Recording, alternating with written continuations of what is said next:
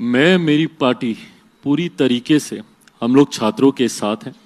Stand की आपने बात कही, मैं मानता हूं कि कहीं ना कहीं इस परीक्षा में धांधली हुई है, कुछ तो अनियमितता बरती गई है, जिसके परिणाम स्वरूप री एग्जामिनेशन की नौबत आई।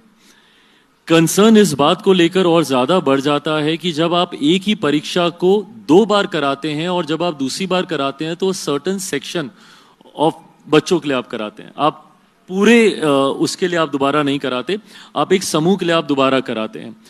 और ये उस सेंटर का री एग्जामिनेशन था जिस सेंटर को बाद में 22 सेंटर में बाइफर्केट किया गया और सारे बच्चों को अलग अलग अलग बैठा के, अगर इसको मैं सामान्य परिस्थिति में मानूं तो लगभग 22 सेंटर्स में इसका मतलब गड़बड़ी हुई थी।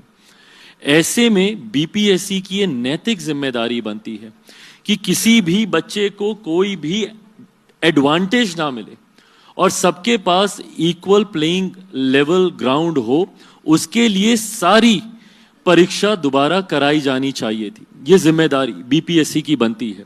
चिराग पासवान ने बिहार के बच्चों का सपोर्ट किया है, इसके लिए उनका स्वागत किया जाना चाहिए। मैं हमेशा कहता हूं, सुलझे हुए व्यक्ति हैं, सुलझे हुए नेता हैं, मेरे मित्र हैं और अगेन थोड़ा देर से ही सही लेकिन उन्होंने बोला है तो बिल्कुल चिराग जी का स्वागत कर रहे हैं।